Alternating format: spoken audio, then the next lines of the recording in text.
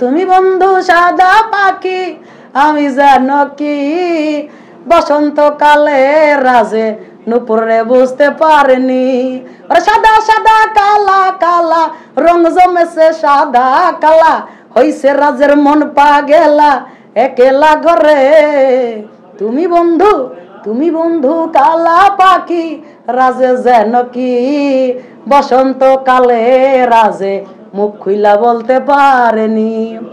নূপুর যদি শুনে, নূপুর শুনলে আমার কি আসে যায়? সে কি আমাদের মিডিয়ার কোনো পার্সন? আলম তো মিডিয়ার পার্সন, এত আমাদের মিডিয়ার কোনো যোগ্যতাই সে রাখে না। সে আইসা করতে, ও তো আরো নিগ্রু, মনে হয় কোথ থেকে ওরা বানে আনছে কেউ অর্ডার দিয়ে, এমন জয়মা কালী, তার হাতে কালি, এনে কালি, এনে কালি।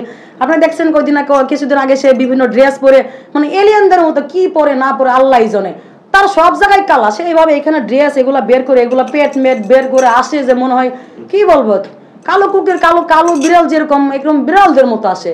আইসা এরকম জট পাকানো চুল পরে আসে, আগলা চুল, শালাকে টাকলা নাকি, ওর মাথায় চুল নাই, সে নিজে চুল পরে আসে না কখনো। দেখবেন যে লাল চুল, কালো চুল, কালি চুল, যেগুলো আমরা শুটিং এ ব্যবহার করি, সেগুলো চুল পরে এসে আমি রাজকে ভালোবাসি, আমি রাজকেই করি, রাজ তুমি এই করো। আর রাজটাই বাকে জীবনে কি রাজ আর মাইয়া চোখে দেখে নাই?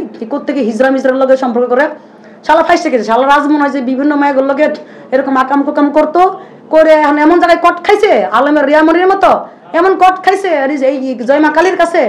এই কালী তো মনে করে ওরা ছাড়তেছে না, পিছু পিছু মজা মনে ভালো লাগছে, যন্ত্র মনে ভালো এটার। এখন মনে করেন যে আর পিছ ছাড়তেছে না, আয় জয়ের বাসায় গিয়ে গেট ভাঙে, লোহার গেট, সে নাকি লাথি মেরে ভাঙে, কত বড় শক্তি।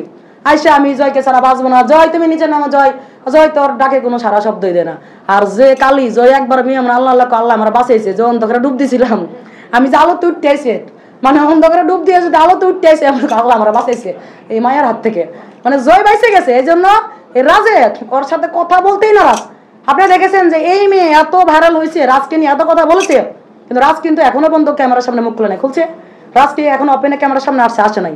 তার মানে বুঝতে হবে যে এই মাইয়াটার দুই নাম্বারই করে দেয়, ব্যবসা করে বিভিন্ন ছেলেকে পটায়, আর পটায় এইগুলা করে সে ধান্দা হইতেছে। সে মডেল, সে কিসের মডেল? এই পেট বাইর করে, পিঠ বাই করে, নিজেদের দেহ বিলীন করে দিয়ে আইসা, তাও না সুন্দর, এই দিক দিয়ে মেকআপ দিয়ে, এন্দা মেকআপ দিয়া, তারপর দেখা যায় কালা কুতকুত করে। আমি চোখে দিই না অন্ধকার, তাই না এমনি করে ব্রাইটনেস বাড়াই দিয়ে দেখি যে এত কালো হাতে পায়ে দেখলে মনে বমি আসে।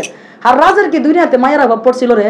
আরে তুই যদি গিভেন টেক করস, কথার কথা, যদিও মুসলিম, আমাদের মুসলিম কানিতে গিভেন টেক খারাপ কাজ করা নিষিদ্ধ, তো তোর যেহেতু খুব টাকার গরম বা ফিলিংস আইছে, তো তুই এরকম অন্ধকার ঘরে গেলি কেন ভাই? আলো চোখে দেওয়াস নাই?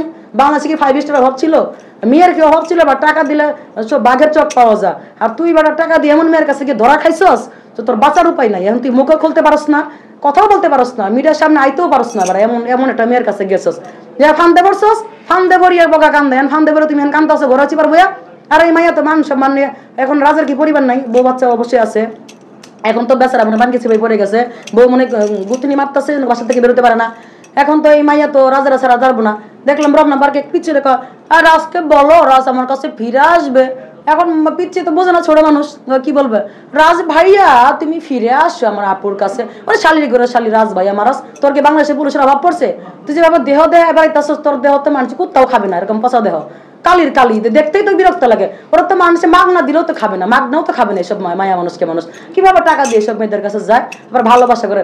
ওর নাই চুল, টাকলি চুলটা খুলে ফেলে তো মনে হয় যে 40 বছরের বুড়ি, দাদিমার মতো লাগে চেহারা, হাত পায়ের রগ গুছাই গেছে।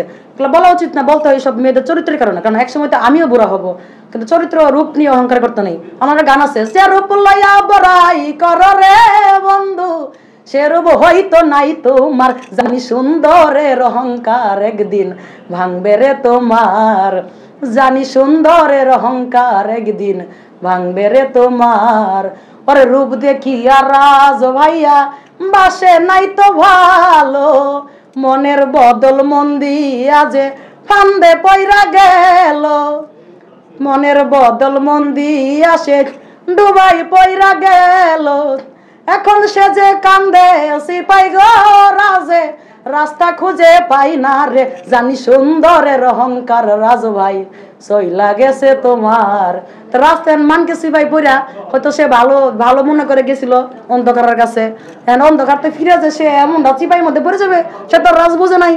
এখন তো বেচারা তো বাড়তে বাসার থেকে বেরোতে পারতেছে না, বইয়ের গুতানি খাচ্ছে, পরিবারের গুতানি খাচ্ছে, সে তো এখন চিপার মধ্যে কমাই পড়ে আছে। যাই হোক, ও তো মৃত ব্যক্তির মতো, ওর কোনো আওয়াজ শব্দ নাই। কিন্তু এই মেয়েটা যে এত পাগলামি করতেছে, 2 মাস 6 মাস 7 মাস পার হয়ে গেছে, মানে সে ভাইরাল হয়ে গেছে অলরেডি, তার মিলিয়ন মিলিয়ন ভিউ। এরপরও সে দ্বিতীয় রাজকে চায়। কেন বাংলাদেশে আর রাজ নাই? বাংলাদেশে আর ছেলে নাই? তুই তো এখন মডেল হয়ে গেছিস, তোরা নিয়ে মানুষের রুচিহীন কিছু মানুষ আছে, তার ব্যাক সাইড মডেল করে, তার ফ্রন্ট সাইড মডেল করে, এমন করে মডেল করে। তুমি জানতেই মডেল করে ভাই, তোমার তো সব দিক দিয়ে অন্ধকার। তোমার যদি ব্রাইটনেস করে একবারে তোমার এই দিক দিয়ে যদি প্লাস মেরে দেয়, তোমার সামনে দিয়ে পিছন দিয়ে জায়গা দিয়ে, কোনো সমস্যা নেই। তুমি যতই কালার করে দেখ না, যতই ফিল্টার মারক থাকে না, তোমার ভাই কালো কালোই থাকবে, বুঝো নাই? আমার হোক আর তোমার কালো কালো কি আর সাদা করা যা? সাদা কি আর কালো করা যাবে? তাহলে সাদা সাদা কালা কালা হয়তো। তুমি বন্ধু সাদা পাখি, আমি জানো কি বসন্তকালে রাজে নুপুরে বুঝতে পারেনি। সাদা সাদা কালা কালা রং জমেছে সাদা কালা, হইছে রাজের মন পাগেলা একেলা ঘরে। তুমি বন্ধু কালা পাখি, রাজে যেন কি বসন্তকালে রাজে মুখ খুইলা বলতে পারেনি। রাজের এসে অবস্থা, আর কি করতাম।